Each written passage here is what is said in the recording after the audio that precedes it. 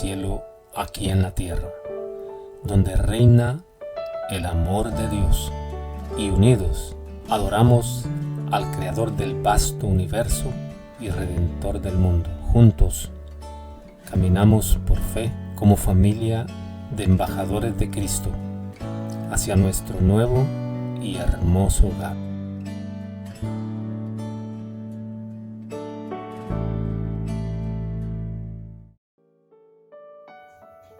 ¡Feliz sábado! Bienvenidos a la escuela sabática. El tiempo que sigue es para la lección.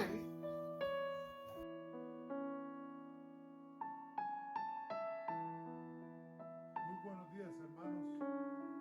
Por si no les dije la última vez, otra vez les vuelvo a decir un feliz año nuevo a todos. Les deseo la bendición del Señor. Ojalá este año nos pueda unir mucho más, nos pueda permitir que estemos reunidos en el templo como iglesia y como parte del pueblo de Dios. Y ojalá este año nos haga a nosotros avanzar, acercarnos más a la venida del Señor, proclamar el Evangelio como Dios espera que lo hagamos para que su venida pueda ser pronto. En esta mañana vamos a estudiar la lección, pero antes de estudiar la lección tenemos que hacer lo que tenemos que hacer, que es pedir la dirección de Dios antes de hacer nada más. Así que en esta hora vamos a hacer exactamente eso. Oramos.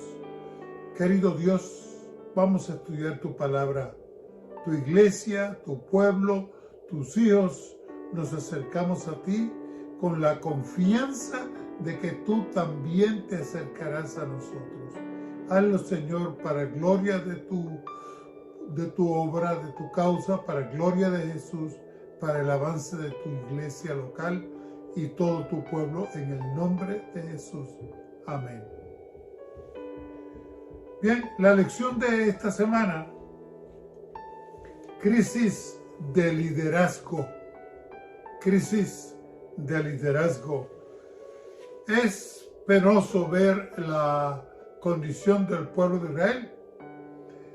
Y a veces me parece que la iglesia de los últimos días estamos experimentando en cierto aspecto algo también de esa misma crisis, ¿verdad?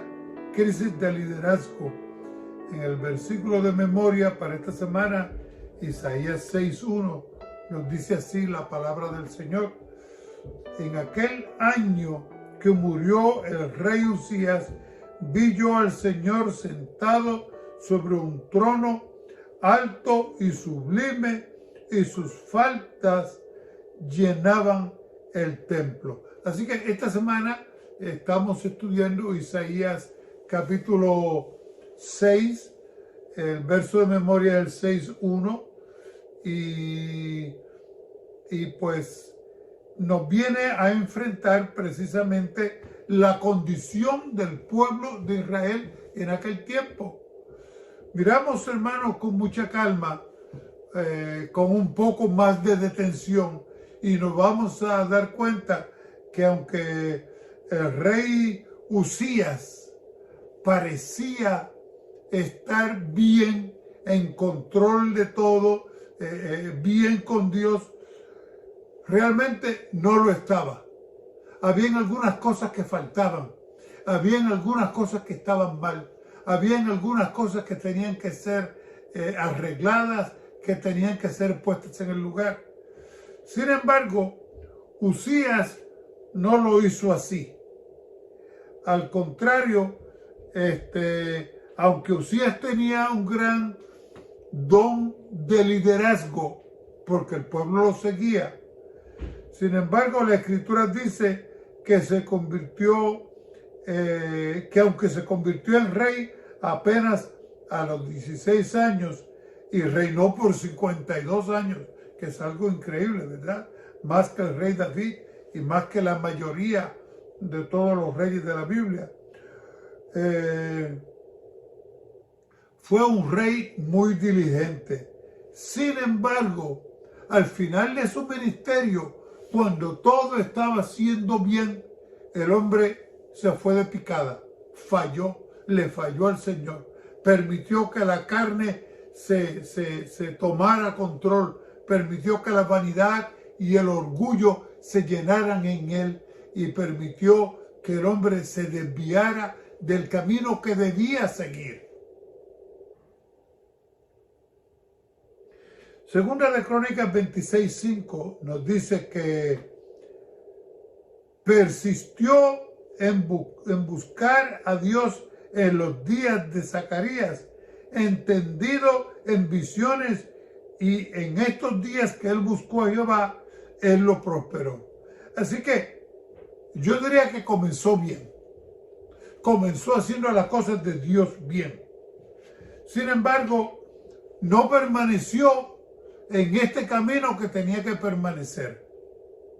Comenzó buscando a Dios, pidiendo la dirección de Dios, siguiendo el consejo sabio de los sacerdotes de Dios y de los profetas de la iglesia. Sin embargo, al final le falló al Señor, le falló al pueblo de Dios. Segunda de Crónicas 26:16, el mismo capítulo dice: mas cuando fue fortificado, su corazón se enalteció hasta corromperse. No sé por qué, pero a veces, la mayoría de las veces, el poder, el dinero, la fama tienden a corromper a los hombres, aún hasta los hijos de Dios. Tenemos que estar en cuidado, ¿verdad? Vigilándonos que no caigamos en este momento. Otra vez vuelvo a leer, dice: mas cuando fue fortificado, su corazón se enalteció hasta corromperse, porque se rebeló contra Jehová, su Dios, entrando en el templo de Jehová para quemar sahumerios en el altar del perfume. Fíjate tú qué cosa seria se empeñó este hombre en hacer. Dios había determinado que las personas responsables de ofrecer en el templo debía ser sola y exclusivamente los sacerdotes. Ningún hombre podía hacer esto. Esta tarea era exclusiva de ellos. Esta gente tenía que prepararse de tal manera que pudieran venir a oficiar y a presentar sacrificios y perfumes y demás ante el Señor. Sin embargo, este hombre, que no era de la familia sacerdotal, que no era sacerdote de Dios, se empeñó en un momento dado en que él habría de ofrecer sacrificios a Dios. Se empeñó en esta tarea. Se le metió en la mente de que él podía hacer esto también, que él estaba capacitado para hacer esto también. Y hermanos, esto a veces sucede. En este caso sucedió en este hombre cuando se le fue a la cabeza el poder, la fama y la fortuna. Mire, yo siempre me acuerdo, mi hermano, uno de mis hermanos mayores, Joel, era un hombre bien talentoso en los deportes, y entonces hubieron muchas veces cuando ganaba juegos bien críticos, en muchos de ellos le daba una blanqueada al enemigo que no lo podían anotar carreras, y el equipo de mi pueblo, el pueblo de Yauco, ganaba, y tú oías a la gente que venían y lo cogían y lo levantaban, lo cargaban al hombro, lo ponían su nombre por todas partes, y pues le estaban dando una fama y un reconocimiento increíble. Había veces le ponían dinero en los bolsillos, pero cantidades. No te creas que estoy hablando de de 5 o 10 dólares. No, estoy hablando de mucha cantidad de dinero. Y cuando mami se enteró de esto, comenzó a llorar. Y yo no podía entender cómo era que mi mamá estuviera llorando porque mi hermano estuviera ganando y tuviera esa fama. En el momento yo no podía ver. Así que cuando llegamos a casa, le quise contar bien emocionada a mi mamá lo que mi hermano había hecho y cómo el pueblo lo estaba recibiendo como si él fuera el alcalde o el más famoso del pueblo. Y mi mamá me decía, ay hijo, es que tú no comprendes. La adulación lleva a los hombres a creerse que son más grandes de lo que son y apartarse de Dios. Y hermanos, esto fue precisamente lo que pasó con el rey Uzías. Se creyó tan grande, se creyó tan especial, se creyó tan importante que dijo, no, yo también puedo ir al templo. Y los sacerdotes le dijeron, no lo hagas. Y él insistió en que lo iba a hacer. Y hermanos, esta terquedad de este rey le costó muy cara. Dice la palabra de Dios que el ángel del Señor lo castigó en esa hora con lepra. Y el resultado fue que tuvo que ser retirado de todo el pueblo, tuvo que ser alejado de su casa, mas nunca pudo volver ni a su casa ni al templo. Y ese murió leproso. Así que a mí me parece que hay mucho peligro cuando la adulación se la damos al hombre, cuando lo levantamos por encima de donde debe ser levantado, cuando en vez de darle la gloria a Dios, se la damos la gloria a los hombres. Dice Ezequiel 18:24. Yo quiero que este versículo, aunque no está en la lección, sí está en la palabra de Dios. Mas si el justo se apartare de su justicia y cometiera maldad e hiciera conforme a todas las abominaciones que el impío hizo, ¿vivirá él? Pregunta el profeta. Todas las justicias que hizo no vendrán en memoria. Por su rebelión con que prevaricó y por su pecado que cometió, por ello morirá. Por ello morirá. Así que está suficientemente claro que podemos hacer el bien toda la vida si al final nos apartamos del camino, si al final desobedecemos la palabra de Dios, hermanos, nadie nos podrá entonces salvar. Tenemos que mantenernos en el camino.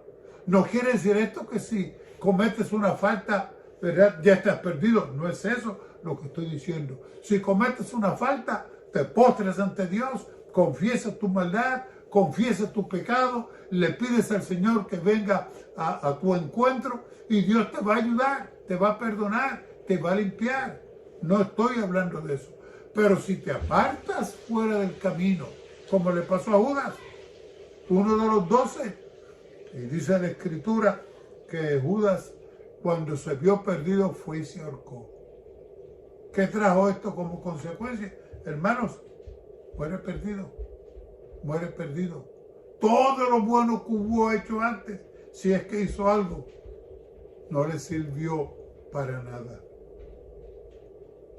En la parte del domingo leemos, como dice aquí, la palabra la lección y la palabra del Señor. En el año que murió el rey Uzías, vi yo al Señor sentado sobre un trono alto y sublime, y sus faltas henchían al templo. ¿Qué tiene que ver esta visión con lo que estamos hablando del rey Uzías? Bueno, te dije que el rey Uzías empezó muy bien, pero al final se fue de picada, bajó, se olvidó del Señor hizo lo que creía que debía hacer en su corazón. Y hermanos, un mal líder influencia al pueblo. Lo que hacemos como líderes, como representantes de Dios o del pueblo, se va a repercutir en el pueblo. Y la situación estaba tan mal que Isaías estaba bien preocupado y vino al templo buscando la presencia de Dios. Y esto fue precisamente poquito después de la muerte del rey de Israel. Y él comenzó a ver la crisis en el pueblo. Comenzó a ver, ¿verdad?, la crisis de liderazgo que el pueblo estaba pasando. Comenzó a darse cuenta, esto está mal, algo hay que hacer aquí. Y entonces, mientras él está con esta preocupación por el pueblo, una preocupación genuina, mientras él está con esta preocupación por el pueblo, el Señor le dio una revelación, porque Dios no solamente quería darle a él una revelación, quería prepararlo porque él debía ponerse las botas, como así decimos, y levantarse y seguir adelante y darle un liderazgo definido, firme, sólido, dirigiendo al pueblo la palabra de Dios. Así que mientras había esa crisis en el pueblo de Israel, Dios llama a Isaías, y estando el templo en ese mismo momento, cuando estaba el pueblo en la peor crisis, el Señor aparece y le muestra a Isaías lo que éste debía recordar y saber. Mire, a veces, los otros días había un problema y había una señora que decía allí en la radio, en la televisión: ¿y dónde estaba Dios cuando mi hijo murió? ¿Dónde estaba Dios cuando más lo necesité? Y yo de acá quería contestar: Dios estaba en el mismo lugar donde estaba cuando nosotros le matamos a su hijo. ¿Y dónde estaba? En el templo de Dios. Estaba sentado en su templo. Un rey sentado sobre su trono es evidencia completa, hermanos, de un rey que está en control. Aunque a los ojos humanos nos parezca que Dios no está en control, aunque a nosotros nos parezca que el cielo se nos está cayendo arriba de nuestras cabezas, hermanos, Dios está en control. Un rey sentado sobre su trono es un rey que está en control de su gobierno. Un rey que no está en su trono, que anda huyendo, que anda por otros lugares, no es un rey en control, pero Dios estaba sobre su trono. Déjame te leo otra vez de Isaías. Voy a leer de Isaías capítulo 6. En el año que murió el rey Usías, vi yo al Señor sentado sobre un trono alto y sublime, y sus faldas henchían el templo. Y encima de él estaban serafines, cada uno tenía 6 alas, con 2 cubrían sus rostros, con 2 cubrían sus pies, con 2 volaban, y el uno al otro daba voces, diciendo: Santo, Santo, Jehová de los ejércitos, toda la tierra llena de su gloria. Y los quiciales de las puertas se estremecieron con la voz del que clamaba, y la casa se hinchió de humo. Y entonces dije: ay de mí, que soy muerto, que siendo hombre de inmundos, de labios inmundos, y habitando en medio de pueblo que tiene labios inmundos, han visto mis ojos al Rey Jehová de los ejércitos. Así que la visión sigue, pero ya encontramos ahora a Isaías recibiendo visión, Dios dándole revelación para que se tranquilizara, para que aprendiera a confiar en Dios, sabiendo que Dios está en total control. Una nota de Isaías, de Elena de White, sobre lo que estamos leyendo, dice: el largo reinado de Uzías, el largo reinado de Uzías en la tierra de Judá y de Benjamín fue caracterizado por una prosperidad mayor que la conocida bajo cualquier otro gobernante desde la muerte de Salomón casi 200 años antes. Durante muchos años el rey gobernó con discreción. Gracias a la bendición del cielo, sus ejércitos recobraron parte del territorio que se había perdido en años anteriores, reedificaron y fortificaron las ciudades y quedó muy fortalecida la posición de la nación de los pueblos circundantes. Así que Uzías había hecho también que hasta todos los países alrededor le respetaban, reconocían que él era el líder, ¿verdad? Sin embargo, como les dije al principio, no les fue bien a Uzías porque se apartó, se llenó de orgullo, permitió que la vanidad subiera a su corazón y fue al templo reclamando que él tenía el derecho de ofrecerle incienso a Dios. Y el Señor allí mismo lo castigó para enseñarle a él y a todas las demás generaciones, hermanos, que nosotros tenemos que poner a Dios primero en la vida, que tenemos que permitir que Dios sea el que reine y el que triunfe sobre cada uno de nosotros. Muy bien, el tiempo se me ha terminado. Ahora viene el hermano Edwin con la parte que sigue. Feliz sábado, queridos hermanos y amigos. Qué bueno que están nuevamente conectados con nosotros. El día martes de la lección lleva como título Nueva Personalidad. Quiero invitarlos a buscar en sus Biblias Isaías capítulo 6, versículo 7.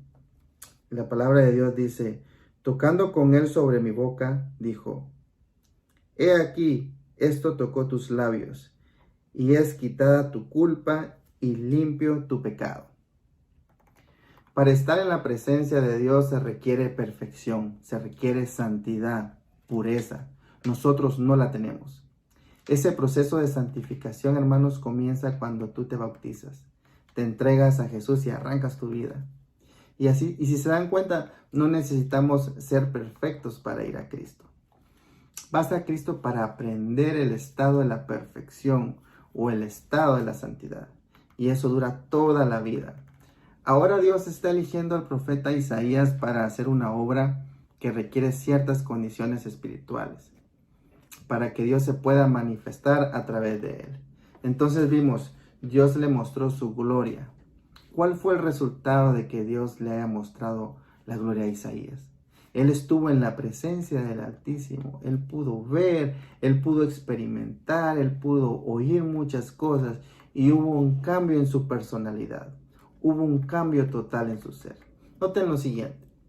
Fue tocado por el Señor y es simbolizado como que con unas tenazas toman un carbón del altar y tocan los labios de Isaías. Y ahora el cambio fue fenomenal. Isaías pasó de tener labios inmundos a labios puros, es decir, te voy a dar la capacidad de llevar el evangelio, de esparcir el evangelio, te voy a dar la capacidad de hablar, especialmente a un pueblo tan duro y rebelde. ¿Cómo escoger las palabras exactas? ¿Cuánto necesitamos nosotros eso hoy para nuestras vidas, verdad? Segundo, le voy a quitar la culpa. El manejo de las emociones es un enredo en la vida de las personas. Un día estamos altos y bajos, ¿verdad? Tristes, alegres. Ese encuentro con el Señor ajustó las emociones de Isaías. ¿No será que nosotros también necesitamos un encuentro más estrecho con el Señor para que esta montaña rusa de emociones se arregle y se equilibre? Por eso Dios dijo, Yo te quito la culpa, nada de sentimientos de culpa, nada de emociones tiradas al piso. Yo te voy a dar emociones fuertes. ¿Por qué? Porque estuviste con el fuerte, estuviste conmigo. Tercero, le quitó su pecado, lo limpió, lo hizo un nuevo ser. Ahora Isaías está listo para emprender la tarea de hablar a un pueblo y no lo logró. El pueblo se endureció con los años, pero él hizo su tarea, él hizo su trabajo. Estuvo dispuesto a correr el peligro que fuera, a costa de su muerte, pero iba habilitado por la gloria de Dios. Tú y yo necesitamos esas tres cosas.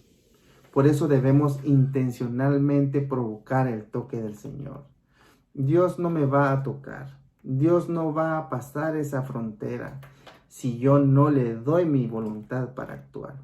Quiero compartir con ustedes, permítanme lo busco, un comentario de Elena G. de White que dice: nuestro Padre Celestial tiene sus propósitos en el torbellino y la tormenta, el fuego y el diluvio. El Señor permite que las calamidades sobrevengan a su pueblo para salvarlo de peligros mayores. Desea que todos examinen su corazón atenta y cuidadosamente y que se acerquen a Dios a fin de que Él pueda acercarse a ellos. Nuestras vidas están en las manos de Dios. Él ve los riesgos que nos amenazan como nosotros no podemos verlo. Es el dador de todas nuestras bendiciones, el proveedor de todas nuestras misericordias, el ordenador de todas nuestras experiencias. Percibe peligros que nosotros no podemos ver. Permite que sobrevenga a su pueblo alguna prueba que llene los corazones de sus hijos de tristeza, porque ve que necesitan enderezar su camino, no sea que el cojo se aparte del sendero. Conoce nuestra hechura y se acuerda que somos polvo. Aún los mismos cabellos de nuestra cabeza están contados. Wow. A todos nos sobrevendrá pruebas a fin de conducirnos a investigar nuestros corazones, a fin de ver si están purificados de todo aquello que contamina. Constantemente el Señor está obrando para nuestro bien presente y eterno. Ocurren cosas que parecen inexplicables, pero si confiamos en el Señor, oigan bien, y esperamos pacientemente en Él, humillando nuestros corazones delante de Él, no permitirá que el enemigo triunfe. Eso lo encontramos en Alza tus ojos en página 63. Hermanos y amigos, necesitamos el toque del Señor como Isaías. Necesitamos ese toque aquí en los labios para que hablemos cosas puras, no cosas impuras. También necesitamos el toque del Señor para que nuestra vida en medio de una tempestad estemos viendo siempre el puerto, contentos, sabiendo que el Señor guía nuestro barco. Pero también necesitamos limpieza de nuestro pecado. Hermanos, ¿cuánta falta nos hace el toque del Señor? Muchísima falta. Relaciónate con Él, búscalo y verás su gloria y serás tocado por el Señor. Entonces tendrás una nueva personalidad, serás una persona transformada. Eso fue lo del día martes de la lección. Ahora los invito a que continuemos con el día miércoles, que lleva como título, el día miércoles de la lección está, comisión real. El día miércoles de la lección está enfocada en la comisión que recibe el profeta Isaías. Aquí hay un proceso interesante. Hay una necesidad del profeta. Se siente angustiado. Luego ve en visión a Dios y luego le dice que Él sigue siendo el dueño y el rey del universo. Luego se siente pecador por haber visto a Dios. Luego viene un ángel, toca sus labios, lo purifica. Una vez purificado, hay algo que llama la atención que hace Isaías. Les invito a leer Isaías capítulo 6, el siguiente, versículo 8, que dice: después oí la voz del Señor que decía: ¿a quién enviaré y quién irá por nosotros? Entonces respondí yo: heme aquí, envíame a mí. Este versículo nos deja tres grandes enseñanzas. El primero, hay una respuesta inmediata. Pero ¿saben por qué hay una respuesta inmediata? porque en su corazón Isaías ya había sido transformado por Dios. Y cuando una persona es transformada por Dios, esa persona está dispuesta a cumplir la misión. Otro tema que marca la lección del día miércoles es el ánimo que recibe Isaías. Y no porque Dios no está acostumbrado a alentar a sus hijos. Claro que está acostumbrado a alentarnos. Pero el lugar donde anima a Isaías, eso sí llama la atención. ¿Dónde lo anima? En el templo. Hay muchas referencias bíblicas, como por ejemplo el Salmo 73, donde Dios está dispuesto a concedernos paz y darnos comprensión de las cosas.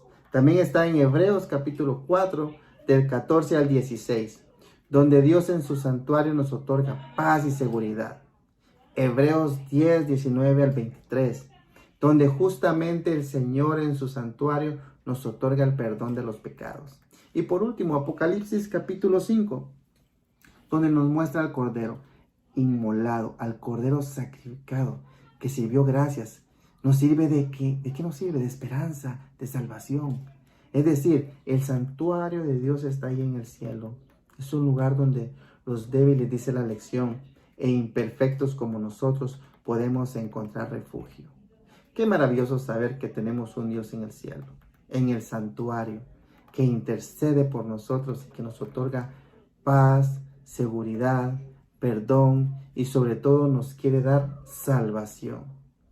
Porque está obrando para rescatarnos. ¿A través de quién? A través de Cristo, nuestro sumo sacerdote. Por eso, mis hermanos, no tengamos miedo, no tengamos temor, no tengamos vergüenza de acercarnos al trono de Dios. Porque en ese lugar donde nosotros podemos encontrar socorro, podemos encontrar auxilio, y el lugar donde podemos encontrar la paz que hoy nuestras vidas necesitan. Todo eso, ¿en quién lo obtenemos? En Cristo Jesús. Esto es todo de mi parte. Que Dios me los bendiga siempre. Nos encontramos la próxima semana. Hasta pronto. Un feliz sábado, mis amados hermanos, amada familia, estimados amigos. Una vez más, para mí es de mucho gozo y un grande privilegio el poder compartir estos momentos con cada uno de ustedes.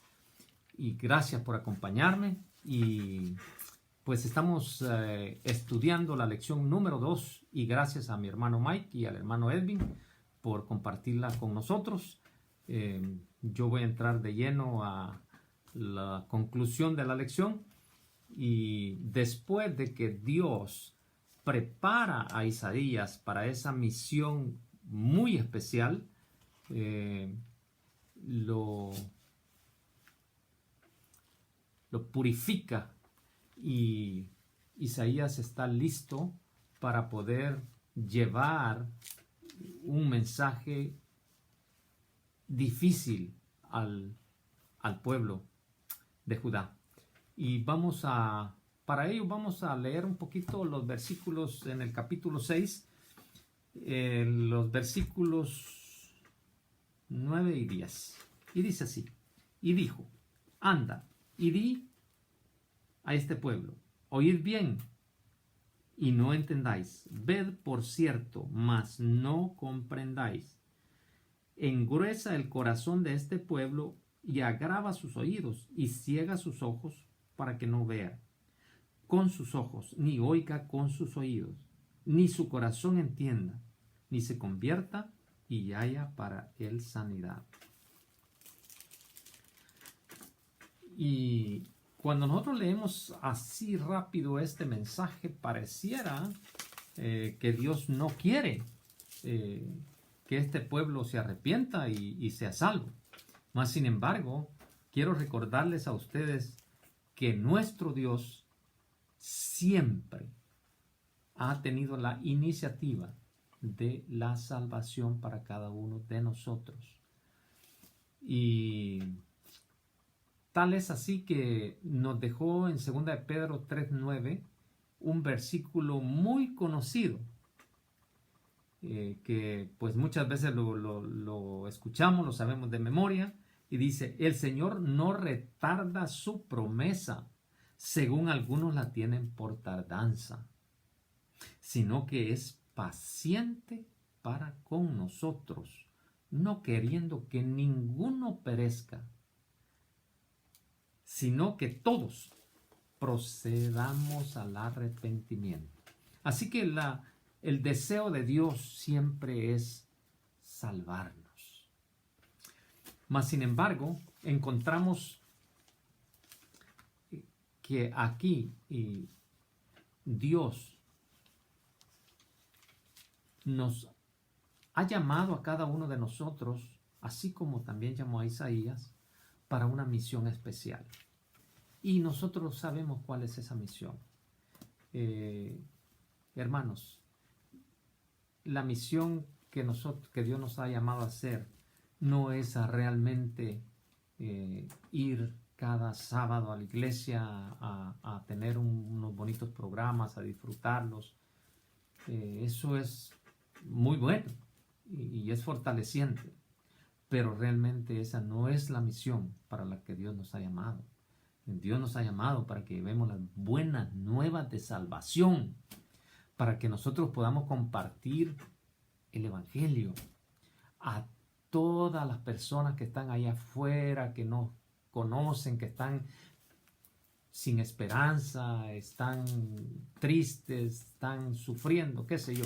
Pero para eso Dios nos ha llamado a nosotros, y para ello también Dios nos prepara, porque Dios no nos va a enviar sin prepararnos. Si nosotros no tenemos esa esperanza en nuestro corazón, ¿cómo la vamos a compartir con otros?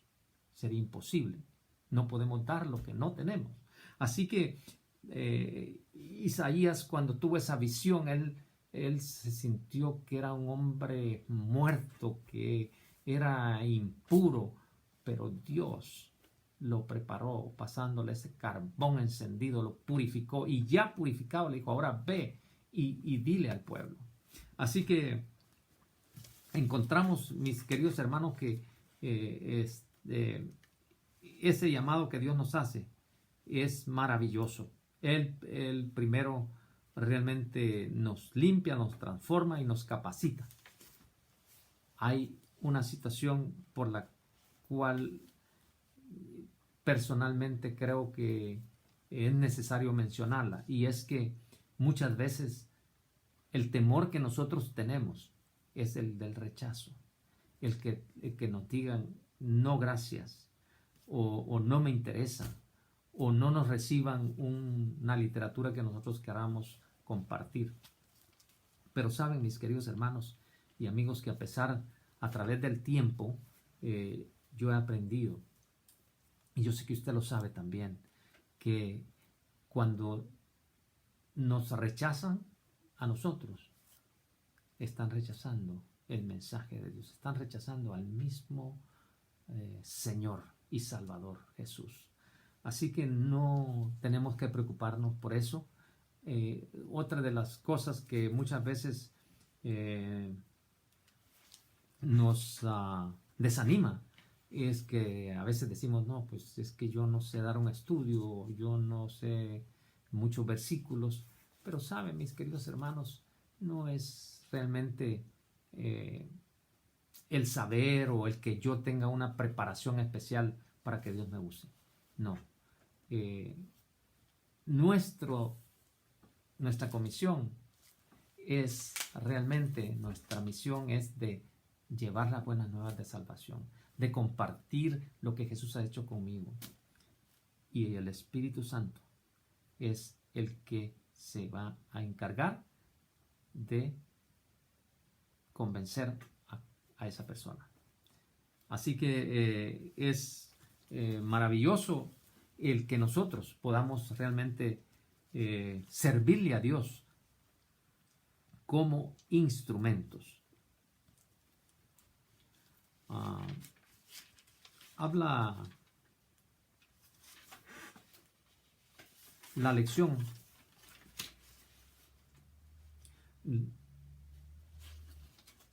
que realmente nosotros, como dijera el versículo que siempre pasa por mi mente cuando yo estoy tratando de entender la misión de Dios. Aquel versículo que se encuentra en 2 de Corintios 5:20. Y yo sé que nosotros los embajadores de Cristo nos encanta nuestro nombre, ¿verdad? Pero es un nombre que requiere, hermanos, una gran responsabilidad. Es un grande privilegio. Podría decir el más grande privilegio que nosotros tenemos, de ser embajadores en nombre de Cristo. Pero es una gran responsabilidad. Y escuche, solo lo voy a recordarles así rapidito lo que dice 2 Corintios 5:20. Así que somos embajadores en nombre de Cristo. Como si Dios rogase por medio de nosotros, o rogamos en nombre de Cristo, reconciliados con Dios. Qué mensaje maravilloso, mis queridos hermanos. Y eso es lo que Dios quiere que usted y yo hagamos. No importa realmente la crisis que podremos estar pasando, pero nosotros realmente en los tiempos en los que vivimos es de urgencia, hermanos, que nosotros podamos llevar este mensaje a aquellas personas que están sin esperanza, aquellas personas que sin saber están peleadas, vamos a decir así, separadas de Dios, y que nosotros podamos llevarles ese mensaje de reconciliados con Dios.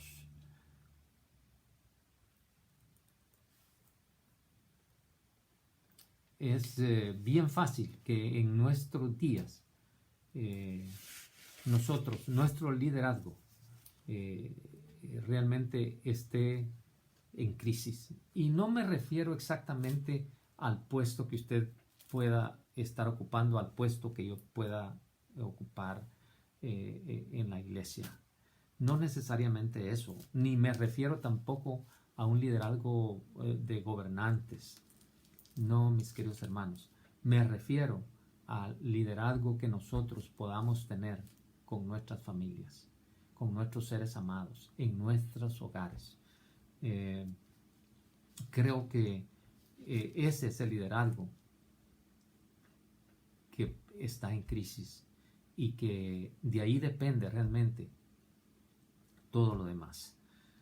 Creo que es necesario que hoy por hoy nosotros podamos restaurar ese liderazgo, y que a partir de ahí nosotros realmente podamos ser ungidos, ser preparados por el Espíritu Santo, para que nosotros podamos llevar realmente esas nuevas de salvación. Recordemos, mis queridos hermanos, que el llamado que usted y yo tenemos que hacer no se limita a una campaña de evangelismo que se tenga en la iglesia o a nivel distrital, perdón. No, ese llamado realmente es para hoy. Pablo menciona eso: si oyeres hoy su voz, no endurezcáis vuestros corazones. Otro llamado que nuestro Señor Jesús siempre está haciendo está en Apocalipsis 3:20. Allí dice: aquí yo estoy a la puerta y llamo. Si alguno oye mi voz y abre la puerta, entraré a él, cenará él y él conmigo. Qué hermoso, hermano, que nosotros podamos compartir con otras personas estas maravillosas nuevas de salvación.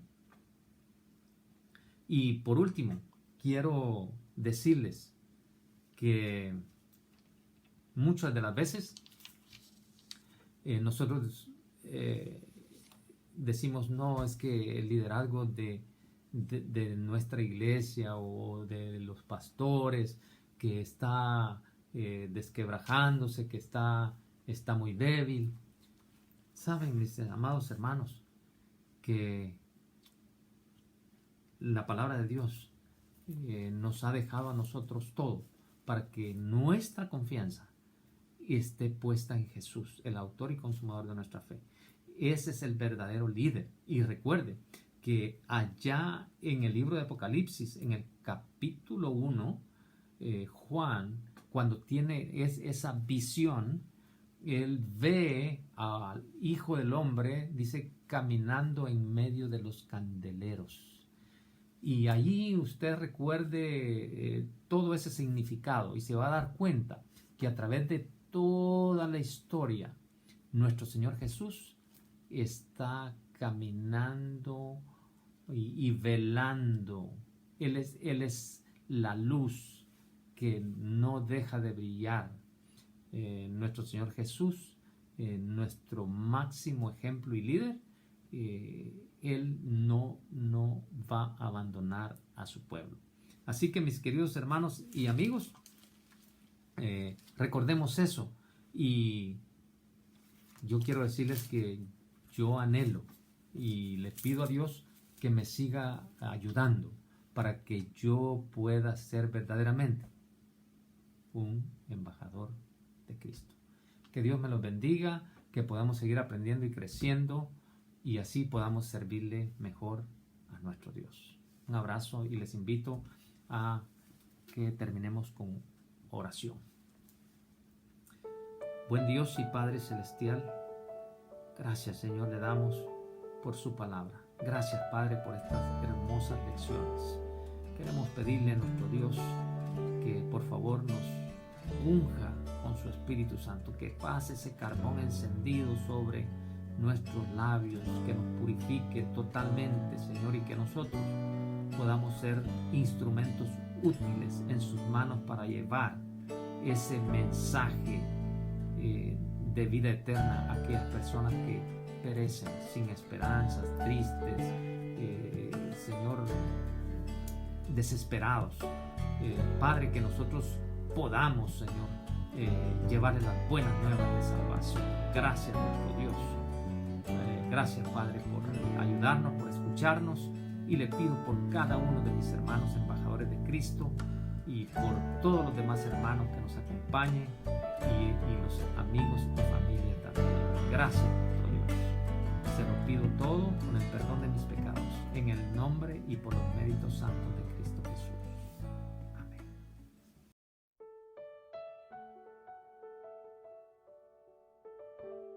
Feliz sábado, hermanos y hermanas. Los embajadores de Cristo de Ventas les quiero dar una muy cordial bienvenida al programa de hoy. Los invitamos a que nos acompañen a adorar a nuestro Señor y Creador hoy en este hermoso sábado. Pido muchas bendiciones para ustedes y que pasen el día del Señor en cualquier lugar que se encuentre llenos de alegría y paz.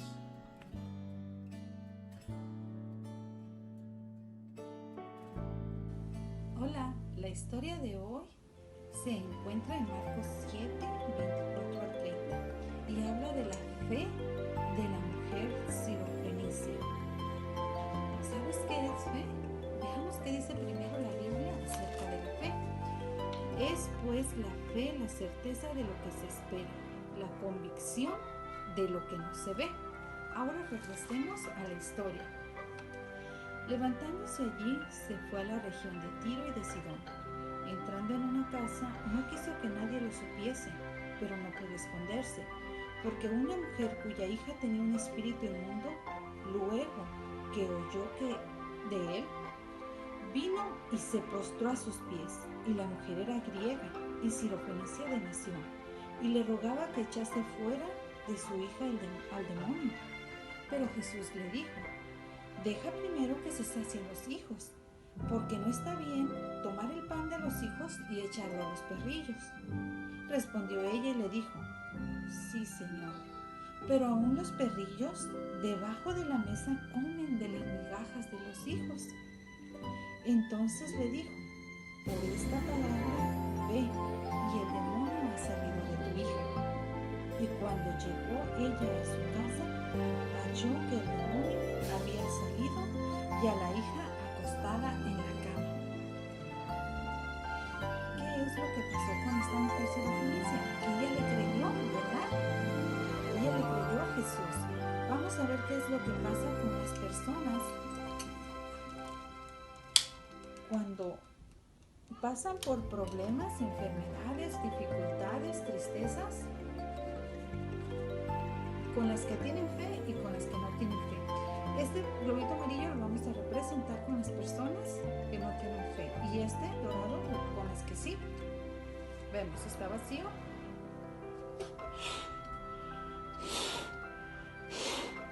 No tiene fe. ¿Qué es lo que pasa con estos globos? A ver, veamos. Pasó por pruebas, dificultades y no resistió. Y ahora podemos prender la velita, pero en este globo vamos a representar esta agüita en la fe. Ya. Pusimos agua.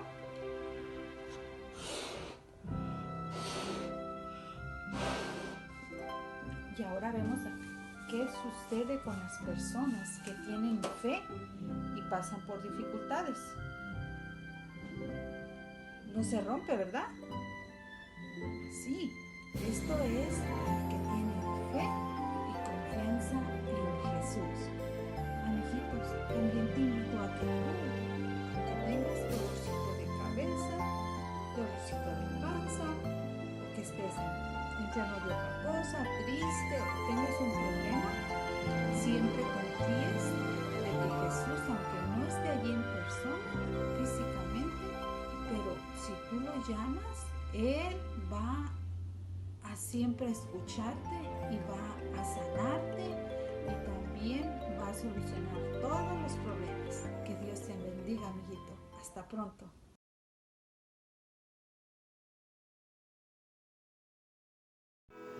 Has corrido tras un arco y ahora muy cansado estás. Toma todos esos sueños ricos y a los pies de Cristo ponlos ya. A Jesús, a Jesús, a Jesús entrega todo, sueños rotos y heridas del corazón. A Jesús, a Jesús, a Jesús entrega todo y la tristeza en gozo cambiará. Él no prometió sol todos los días. Sé que a veces viene la tormenta, pero nos ofrece un corazón nuevo que cante aún en medio del dolor. A Jesús, a Jesús, a Jesús entrega todo, sueños rotos y heridas del corazón. A Jesús, a Jesús, a Jesús entrega todo y la tristeza en gozo cambiará. Amén, que sea para la honra y gloria de Dios.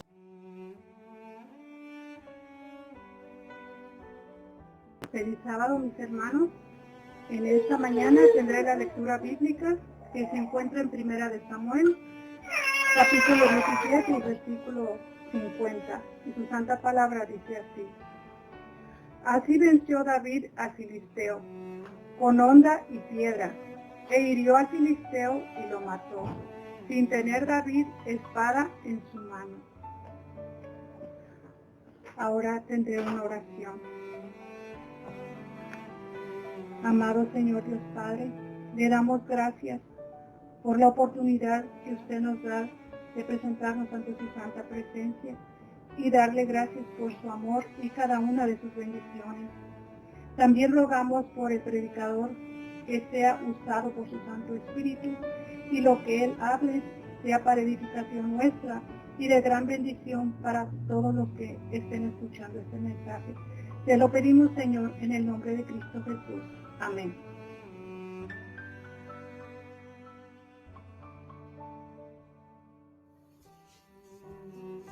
Un feliz sábado para todos. Es para mí un gusto saludarles y un privilegio el poder compartir la palabra de Dios.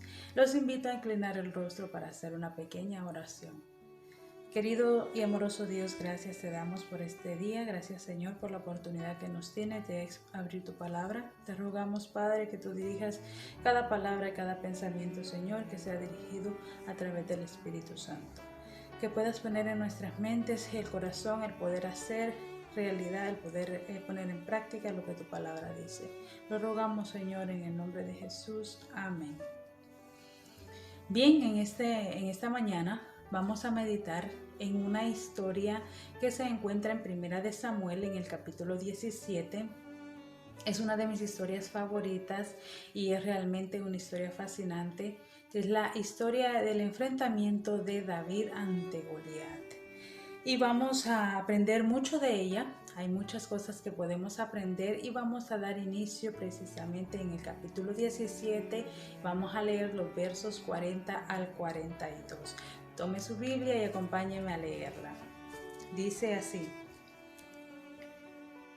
David tomó su cayado, eligió 5 piedras lisas del arroyo y las puso en su bolsa pastoril. Y con la honda en su mano fue hacia el filisteo. El filisteo vino acercándose a David y su escudero delante de él. Cuando el filisteo vio a David, lo tuvo en poco, porque era joven, rubio y de hermoso parecer.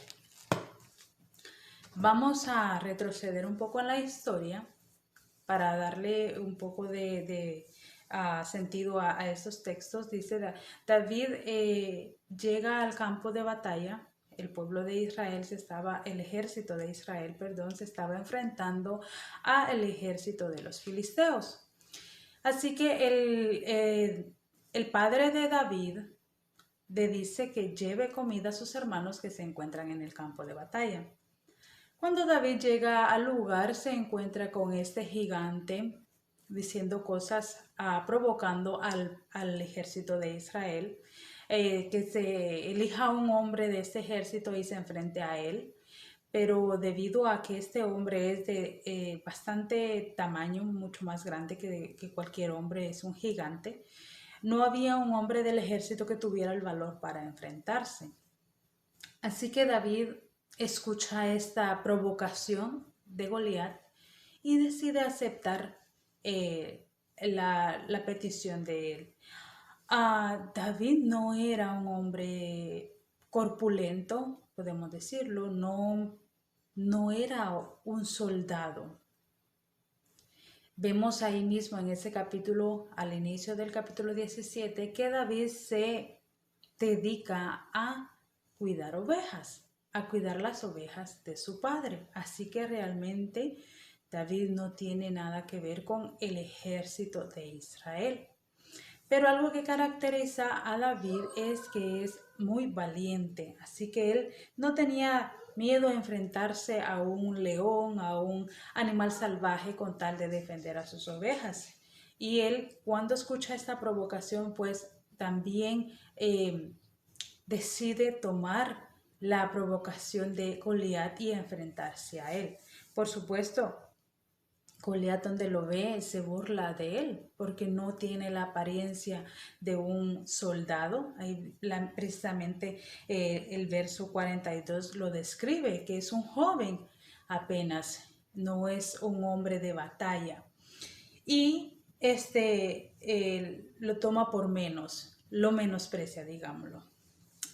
En esta vida, en este mundo, se hace lo mismo. Se nos discrimina por nuestra forma de ver, por nuestra forma de vestir, por nuestra apariencia física, por nuestra estatura. Hay muchas actividades o hay muchos deportes en el que se requiere cierto estándar, cierta estatura para poder participar. Así que me imagino que todos en algún momento de nuestra vida hemos sido discriminados por nuestra apariencia. Vivimos en un mundo donde la apariencia es lo más importante, donde no importa lo que sabes, sino de la marca que vistes, tristemente. Pero para Dios eso no es importante. Para Dios no importa la manera en que nos vemos, la manera en que vestimos, no importa la estatura que tengamos, el color de nuestra piel. Y lo vemos en esta historia. Dios puede usar a cualquier persona. Dios lo que ve en realidad no es lo que los demás ven, que es el físico, sino que Dios ve el corazón de cada persona. David no tiene una vestimenta como un soldado cuando se presenta ante Goliat, a pelear con Goliat. David no tiene el entrenamiento que tiene un soldado. Así que también incluso el rey Saúl lo manda a llamar cuando se entera de que hay un joven que quiere enfrentar y que va a enfrentar al gigante. Lo manda a llamar el rey Saúl y lo ve y le dice el rey Saúl: tú no podrás pelear con ese filisteo, le dice el rey Saúl.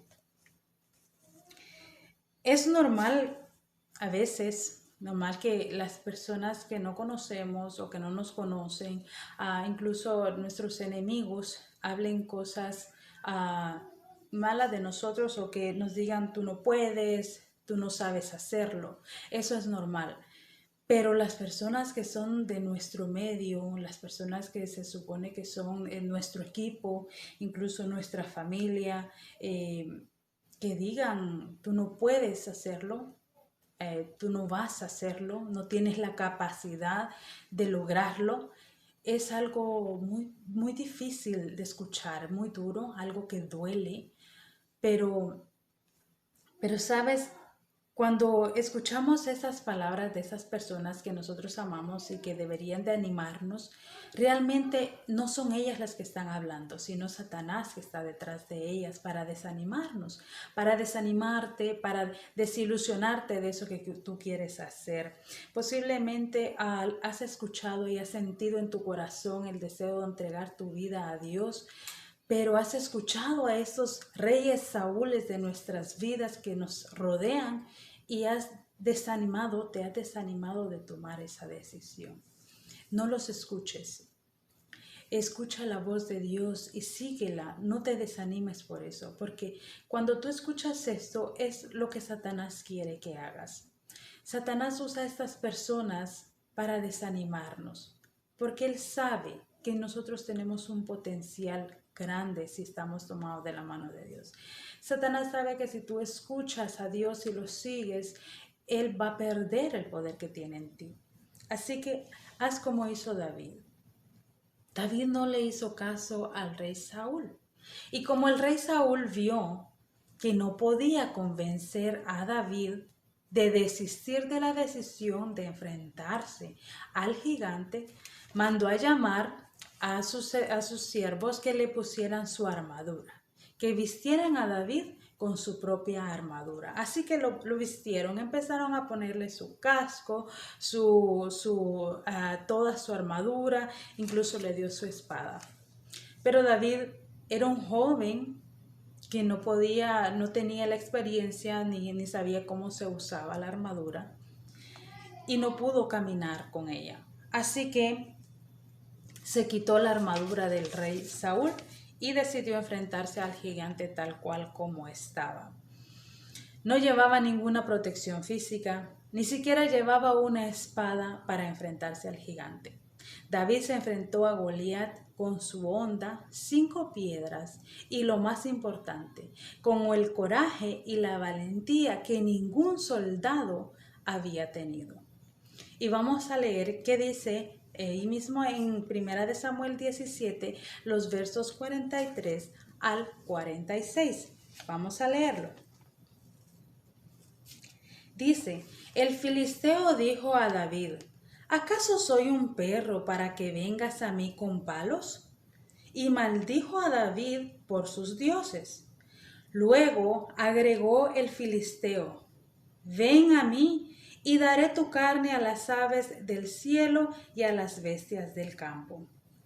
Entonces David dijo al filisteo: tú vienes a mí con espada, lanzas y jabalina, pero yo vengo a ti en el nombre del Señor Todopoderoso, el Dios de los escuadrones de Israel que tú has provocado. El Señor te entregará hoy en mi mano y yo te venceré. Qué palabras más especiales, sorprendentes. La fe que David tenía en Dios era fuerte. David podría carecer de entrenamiento, podía carecer de armadura e incluso de una espada, pero tenía lo más importante. Tenía la confianza en Dios y confiaba plenamente que la victoria era de Dios. Pero yo también me pregunto, ¿por qué David sabía eso? ¿Y cómo era que los soldados, el resto del ejército de Israel, no sentía lo mismo, la misma convicción que David tenía? ¿Acaso ellos no sabían de Dios? Claro que sabían de Dios, porque Israel era el pueblo escogido de Dios. Conocían a Dios. Pero a veces es tan fácil distraernos y perder de vista a Dios y apartarnos demasiado de Él, al punto en que llegamos a olvidar el poder de Dios. La seguridad que David tenía en Dios solo se logra pasando tiempo con Él. Y no me refiero a pasar tiempo de vez en cuando con Dios, no, sino a pasar tiempo diario, mucho tiempo diario con Dios. Solo así, solo de esa manera podemos llegar a tener ese grado de seguridad en nuestro Dios. ¿Y cómo se logra eso? Bueno, podemos empezar con la oración. Pues vamos a leer Jeremías 33:3. Dice así: clama a mí y te responderé, y te enseñaré cosas grandes y ocultas que tú no conoces. La oración es el arma más poderosa de un cristiano, el arma que tristemente muchas veces no usamos. Es muy peligroso cuando descuidamos la oración, porque al hacerlo estamos desprotegidos ante nuestro enemigo. Y refuerzo estas palabras con un párrafo que se encuentra en el libro El Camino a Cristo y se encuentra en el capítulo que tiene como título El privilegio de orar. Dice así: las tinieblas del maligno cercan a los que descuidan la oración. Las tentaciones que susurran el enemigo los incitan a pecar. Y todo porque no se valen de los privilegios que Dios les ha concedido en el divino mandato de la oración. ¿Por qué han de ser los hijos y las hijas de Dios tan remisos para orar? Cuando la oración es la llave en la mano de la fe para abrir el almacenamiento del cielo, donde están atesorados los recursos infinitos de la omnipotencia. Sin oración incesante y vigilancia diligente, corremos el riesgo de volvernos indiferentes y de desviarnos del sendero recto. Nuestro adversario procura constantemente obstruir el camino a la sede de la misericordia para que no obtengamos mediante ardiente súplica y fe la gracia y el poder para resistir la tentación. Y leo en ese mismo capítulo, un poquito más atrás, dice: Jesús mismo, cuando habitó entre los hombres, oraba frecuentemente. Nuestro Salvador se identificó con nuestras necesidades y flaquezas, convirtiéndose en un suplicante, un peticionante que imploraba de su Padre nueva provisión de fuerza para poder avanzar fortalecido para el deber y la prueba.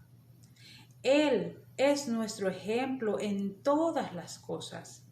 Es un hermano en nuestras debilidades, tentado en todo punto, así como nosotros, pero como ser inmaculado rehuyó el mal. Sufrió las luchas, torturas del espíritu en un mundo de pecado. Su humanidad hizo que la oración una necesidad y un privilegio. Encontró consuelo y gozo en la comunión con su Padre. Y si el Salvador de los hombres, el Hijo de Dios, sintió la necesidad de orar, ¿cuánto más nosotros, débiles mortales, manchados por el pecado, deberíamos sentir la necesidad de orar con fervor y constancia? ¿Sigues pensando que es suficiente orar 1 o 2 veces al día? Yo no lo creo. El estudio diligente de la palabra es igual de importante que la oración. No debemos de descuidar el estudio de la palabra de Dios. Cuando oramos le hablamos a Dios y Él nos escucha. Pero cuando leemos su palabra, Él nos habla y nosotros escuchamos. A veces hay personas que se quejan y dicen que Dios no los escucha.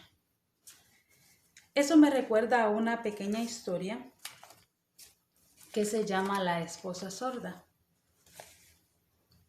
Dice que un caballero habla con su médico y le dice que tiene un problema. El médico le pregunta, ¿cuál es su problema? Bueno, este caballero ya de avanzada edad le dice, el problema es mi esposa, le dice. ¿Qué problema tiene su esposa? Le dice, es sorda.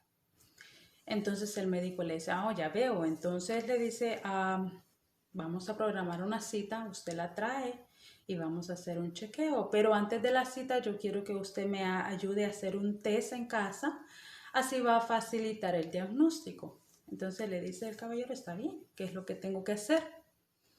El médico le explica y le dice, le va a hablar con una voz normal a cierta distancia, va a medir la distancia que se encuentra de ella y le va a hablar. Y va a medir a qué distancia ella lo escucha. Está bien, le dice el caballero, lo voy a hacer. Esa tarde, mientras la esposa preparaba la cena, él dice, bueno, este es un momento adecuado para poder hacer el test que me recomendó el médico, y lo hace. Entonces mide la distancia que se encuentra de la cocina, de donde está la dama preparando la cena, y dice, bueno, estoy a 15 metros. Vamos a empezar. Y le dice él, María, ¿qué hay para cenar? No escucha nada, no hay respuesta. Se acerca a 10 metros y vuelve y le dice, María, ¿qué hay para cenar? Espera un momento y tampoco, no hay ninguna respuesta. Se acerca 5 metros más, ahora se encuentra a 5 metros de distancia. Le vuelve a hacer la pregunta, María, ¿qué hay para cenar? Silencio total, aún no hay ninguna respuesta. Bueno, se acerca hasta donde ella está, se apoya en su espalda y le dice, María, ¿qué hay para cenar?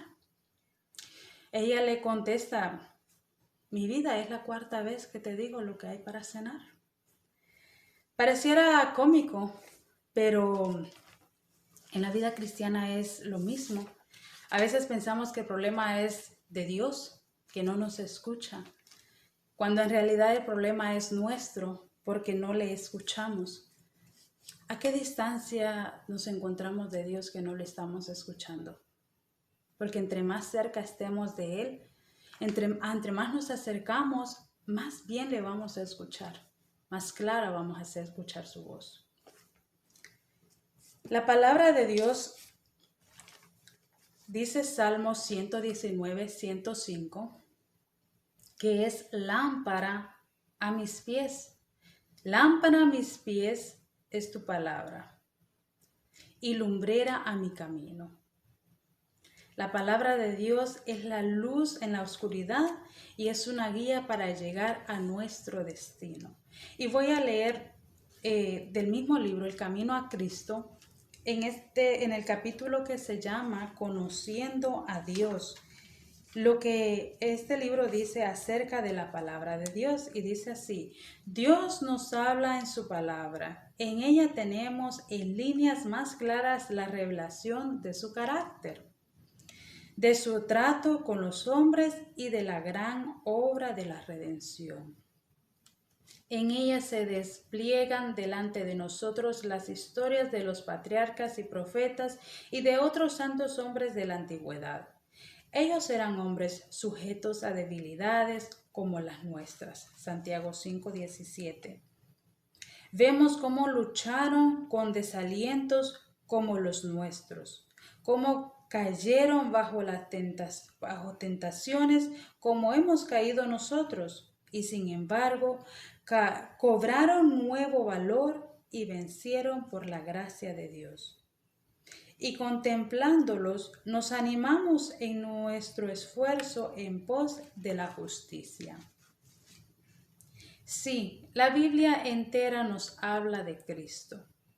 Desde el principio, desde el primer registro de la creación, de la cual se dice: sin Él nada de lo creado ha existir. Juan 1:3, hasta la última promesa: mira que vengo pronto, que se encuentra en Apocalipsis 22:12.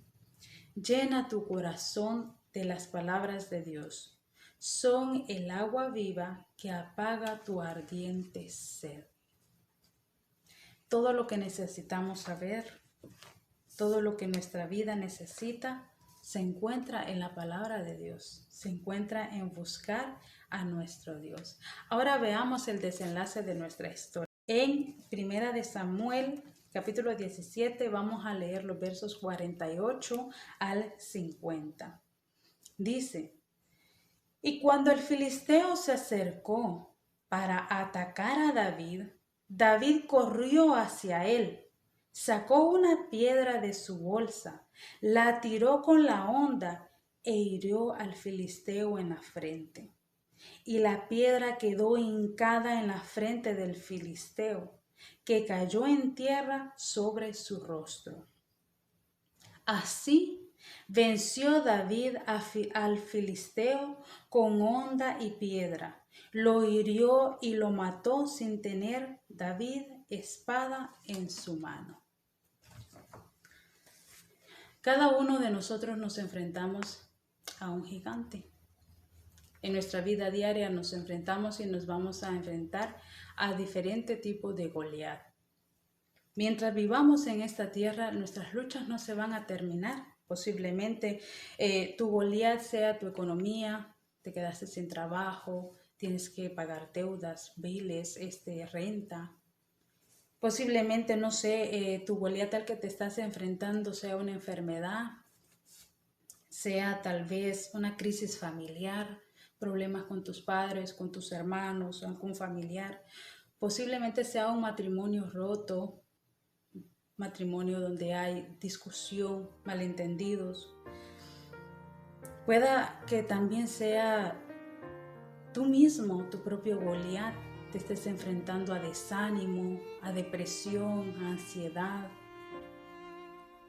No sé cuál sea el Goliat al que tú te enfrentes. Pero algo sí te digo, no escuches a esos Saúles que están hablándote, que te están diciendo que tú no puedes. Porque en realidad tú sí puedes. Si te tomas de la mano de Dios, tú puedes vencer como David venció a Goliat, que parecía que no tenía ninguna oportunidad de hacerlo. Ante los ojos humanos, David no tenía oportunidad, pero Dios tenía un plan perfecto para él. Sea cual sea tu problema, enfréntalo como lo enfrentó David. Enfréntalo con valentía y en el nombre del Señor. David se preparó con 5 piedrecitas y una honda. Tú tienes tus rodillas, la oración y la palabra de Dios, que son una bendición para nuestras vidas. Cada vez que tengas que enfrentarte a un gigante, recuerda que para Dios no hay ningún problema demasiado grande. Vive una vida de oración constante y estudio diligente de la palabra de Dios y vas a ver que va a ser más fácil para ti poder vencer esos obstáculos. Aunque el problema sea grande, aunque el problema parezca que no tiene solución si tú lo buscas de la mano de Dios. Aunque parezca que estás demasiado lejos, para Dios no estás demasiado lejos. Él está cerca de ti, solo está esperando que tú le busques, que tú le abres tu corazón de nuevo y lo invites a tomar la dirección de tu vida. Recuerda que David se enfrentó al gigante y lo venció en el nombre del Señor. Tú también puedes vencer a tu gigante hoy. Vénselo en el nombre del Señor. Te invito a orar. Querido Dios, gracias por tu palabra. Gracias, Señor, por esa promesa maravillosa de que tú estás a nuestro lado. Señor, gracias porque sabemos que de tu mano, Padre, podemos vencer los gigantes que estamos enfrentando en nuestras vidas.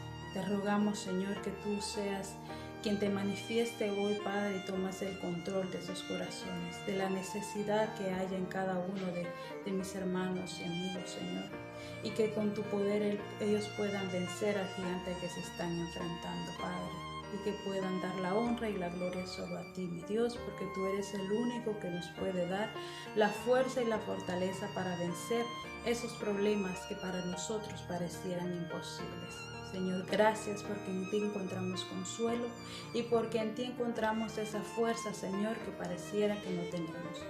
Te lo rogamos, mi Dios, que quedes con nosotros, que sanes los corazones, que sanes esas heridas que hay, que sanes las enfermedades, Padre, y reconstruyas esos hogares, Señor, que Satanás ha estado destruyendo. Te lo pedimos, mi Dios, en Cristo Jesús. Amén. Que el Señor te bendiga, el Señor te guarde, que el Señor haga resplandecer su rostro sobre ti y tenga misericordia de ti. Feliz sábado.